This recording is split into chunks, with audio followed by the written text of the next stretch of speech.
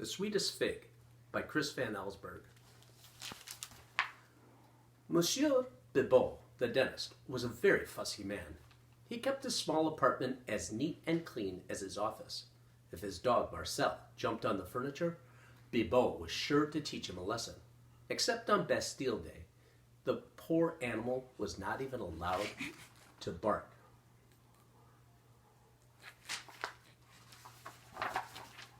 One morning, Bibot met an old woman waiting at his office door.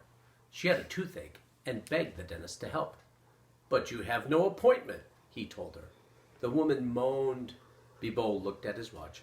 Perhaps there was time to make a few extra francs. He took her inside and looked in her mouth. "This tooth must come out," he said with a smile. When he was done, the dentist said, "I will give you some pills to kill the pain."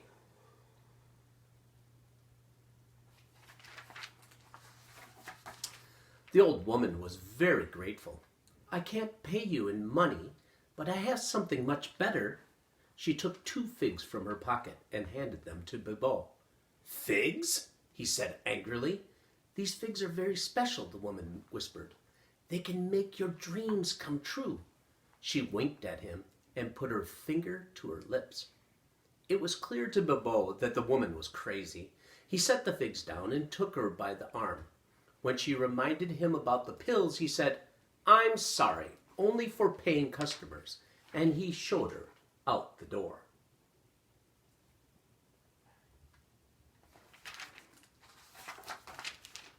That evening, Bibot took his little dog to the park. Poor Marcel loved to sniff the tree trunks and bushes, but whenever he stopped, Bibot would pull sharply on the leash. Just before going to bed, the dentist had a small snack. He sat at his dining room table and ate one of the figs the old woman had given him. It was delicious, possibly the finest, sweetest fig he'd ever had.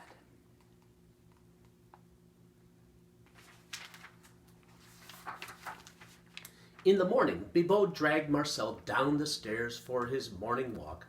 The steep steps were hard for the short-legged dog, but Bibot wouldn't think of carrying his pet. He hated to get Marcel's white hair on his beautiful blue suit.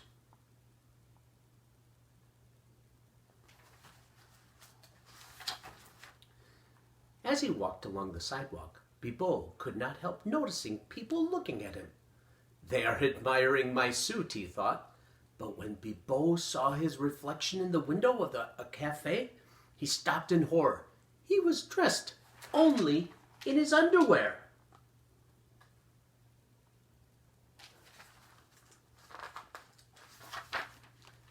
The dentist turned and ran into an alley. "Sacre bleu," he thought. "What has happened to my clothes?" Then he remembered the dream he'd had last night.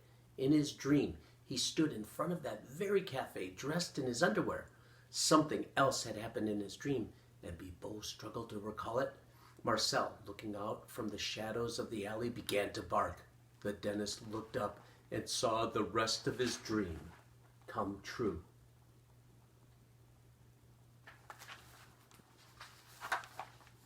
No one noticed Bibot as he ran home in his underwear.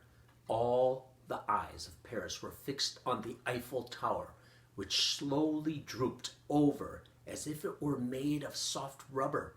Bibot understood now that the old woman with the figs had told him the truth. He would not waste the second fig.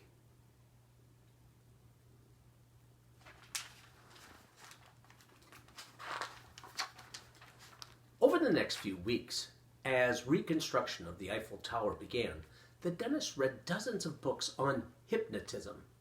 Each night before he went to sleep, he gazed into a mirror and whispered over and over, "Bibot is the richest man on earth. Bibot is the richest man on earth."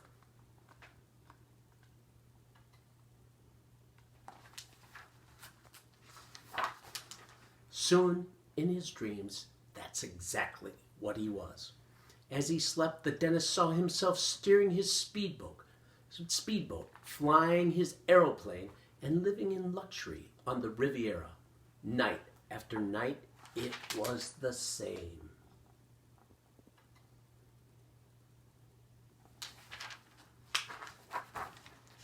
One evening, Bibo took the second fig from his cupboard. It would not last forever. Tonight, he thought, is the night. He put the ripe fruit on a dish and set it on his table. Tomorrow, he would wake up the richest man in the world. He looked down at Marcel and smiled.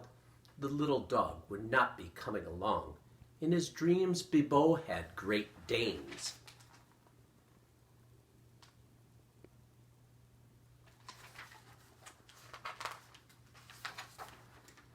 As the dentist reached into his cupboard to take out some cheese, he heard the crash of breaking china.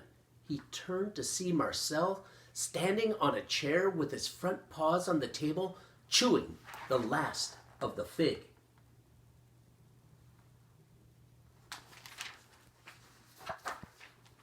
Bibo was furious. He chased the dog around the apartment. When Marcel ran beneath the bed, Bibo yelled at him, "Tomorrow, I'll teach you a lesson you'll never forget." Then the dentist, angry and heartbroken, went to sleep.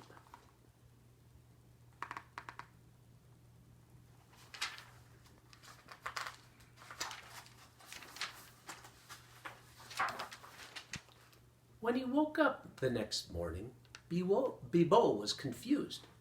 He was not in his bed. He was beneath it. Suddenly, a face appeared in front of him. His own face. "Time for your walk," it said. "Come to Marcel." A hand reached out and grabbed him. Bibo tried to yell, but all he could do was bark. The end.